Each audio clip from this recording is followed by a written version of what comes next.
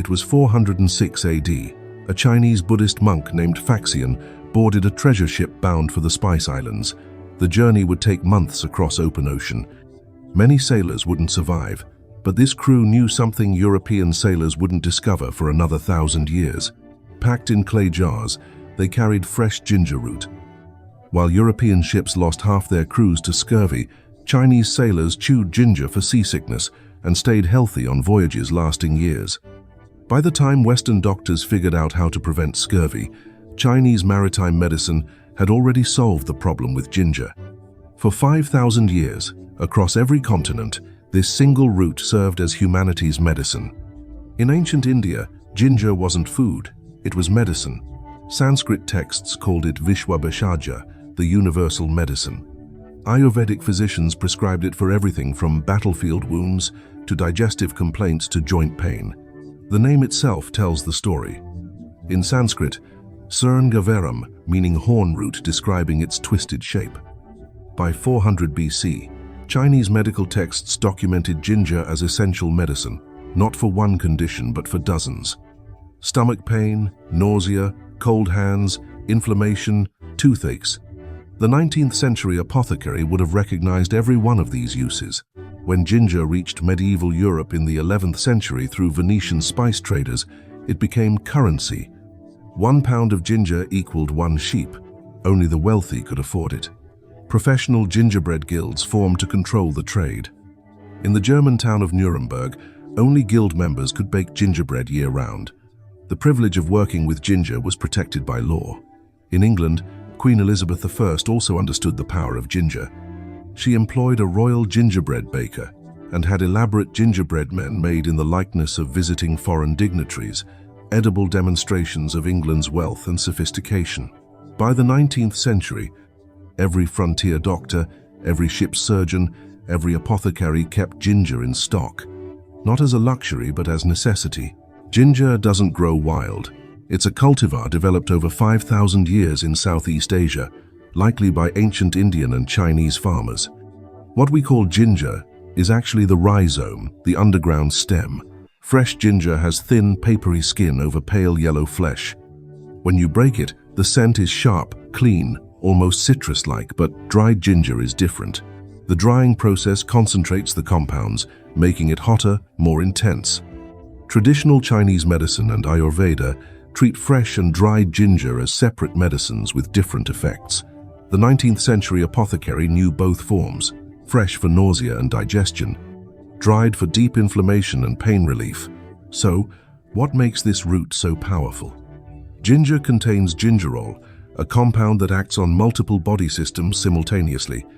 It reduces inflammation like modern anti-inflammatory drugs, but without the side effects. It speeds digestion by increasing gastric secretions. It warms the body by improving circulation. Traditional Chinese medicine called ginger a warming herb, not metaphorically, but literally. Eating ginger daily actually raises body temperature. For sailors in cold climates, for soldiers on winter battlefields, for patients suffering from cold-induced ailments, ginger was essential. Ayurvedic physicians understood this 5,000 years ago. They couldn't name gingerol, but they knew exactly what ginger did and when to use it. The most common preparation was simple ginger tea. 1 teaspoon of fresh grated ginger steeped in boiling water for 10 minutes. The apothecary recommended it after heavy meals for bloating, cramping, and indigestion. European doctors had used this same preparation since medieval times.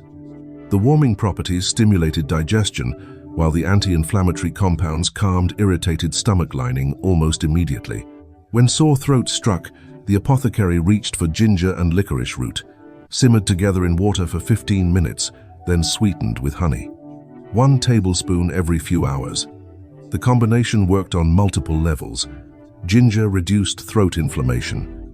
Licorice soothed irritated tissue. Honey provided antimicrobial protection. This wasn't folk wisdom, it was practical medicine that worked. For toothaches, the preparation was different.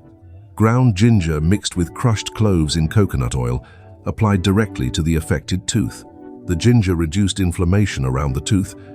The cloves provided numbing relief. It wouldn't cure an infection, but it could make pain bearable until proper treatment was available. The 19th century apothecary also prepared ginger as a morning tonic. Fresh grated ginger with lemon zest and honey in warm water, taken first thing in the morning to stimulate metabolism and boost energy. Modern research has confirmed what those apothecaries knew. Ginger does increase metabolic rate and improve circulation. The morning tonic wasn't superstition, it was knowledge refined over centuries. For chronic pain and inflammation, arthritis, joint pain, muscle soreness, dried ginger was more effective than fresh. The drying process concentrated the active compounds, making them penetrate deeper into tissues. Ground dried ginger mixed into warm milk or taken as a powder in honey. The dosage, 1 teaspoon daily. Patients reported reduced pain and improved mobility within weeks. But don't just take 5,000 years of history as proof. Let's look at what modern science has got to say about this wonderful plant.